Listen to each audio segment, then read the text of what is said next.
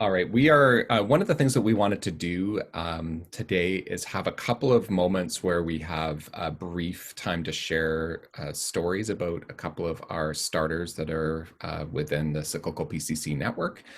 And so Jen de Combe is actually going to share the story of a new community in Montreal. And so I'll hand it over to Jen to kind of introduce this and tell the story for us. Hi, everyone. I'm going to be telling the story of one of our church planters, David Mang. He's a Francophone leader in Montreal that joined the PCC just a few years ago. And when he immigrated here, immediately he felt called to start a new worshiping community. And I'm going to highlight some of the pieces in his story where I've really sensed resilience, and I think that are a great example to us as we're looking at starting new ministry initiatives. So David, I'm just going to get you to say hi to everyone. Est-ce que tu peux dire bonjour à tout le monde? Hi, every one of you. I'm very, very happy to be with you, and I say thank you very much for the Cyclical project.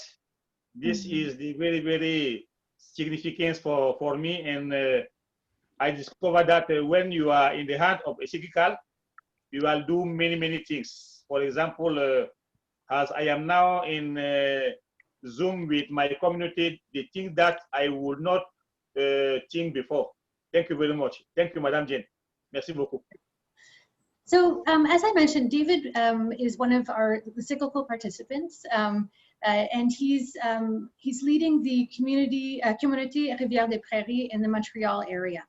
Now this is a new worshiping community that began in November 2019, so just a few months before COVID hit.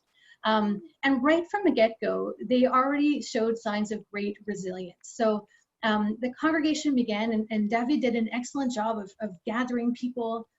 Quite quickly, he had about 25 to 30 people who would gather on Sunday for worship. And one of the first struggles that they faced as a congregation, or as a new worshiping community, were financial troubles. So the people that were coming were newly immigrated to Canada, didn't have a lot of funds, and so on a weekly basis, sometimes the collection would be $20, $30, which of course is a low number to start building a new worshiping community.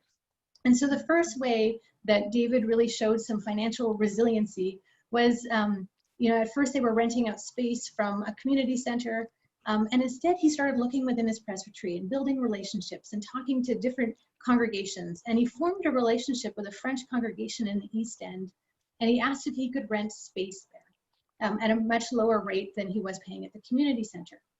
And now, of course, when you're receiving $20, $30 per week, it's hard to pay rent. And so through his connections and through his building of partnerships and relationships and helping draw people into the vision, he was able to work out a system with a church that he would give half of the donation, the weekly donation, to them for rent. And so this allowed them to have a regular worship space at Église Saint-Luc. So that was an excellent example of resiliency and how using partnerships can help grow your ministry.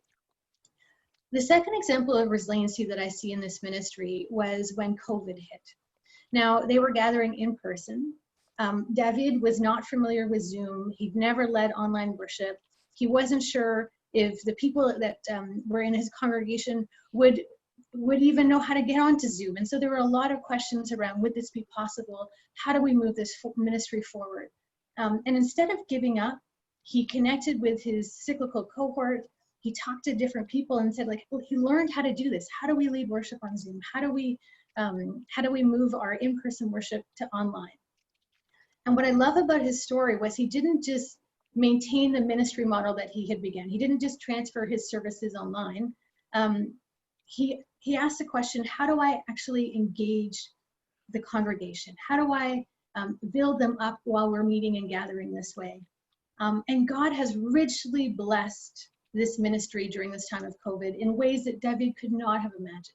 So they were gathering with about 20 to 30 people on a Sunday. Now they have about 25 to 35 families who are connecting each single Sunday through Zoom. So sometimes you can have up to 150 people who are gathered on this new technology. And so he's really leaned into this, and it's widened the reach of this ministry.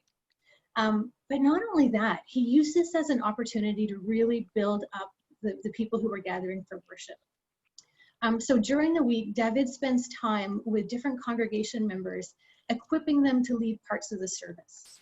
So he has found musicians from within the community. He puts out a call, and then he works with them to choose appropriate hymns, to practice, to get ready to share musical gifts on the Zoom ministry. He's also worked with people who are good, who want to read scripture, and has taught them how to read scripture in a way that really communicates the story, that helps to emphasize the preaching points that he's going to pick up later. And he spent time really developing the gift of storytelling within this congregation. And he's also raised up different people to do liturgy. So he's explained how the liturgy functions, and has helped people craft prayers. And so week after week, he invests time in his people to build them up in their worshiping skills. And now it's gotten to the point where he will say the welcome, he will preach, and he will do the benediction, and then the rest of the time is all people within the community that are leading the service. So this has been an amazing example of building community during this time, not just maintaining, but building. And he's seeing fruits of this. More and more people are coming. And now on a Sunday, they're receiving about between $100 and $150, sometimes $200 in donations. So the ministry is just being blessed by God, and is growing. And it's been incredible to watch him step into his leadership and to be a really resilient example to us. So thank you, David, for your ministry, and may God continue to bless you as you lead this initiative. Thank you, Madam Jane. Thank you very much. Thank you very much.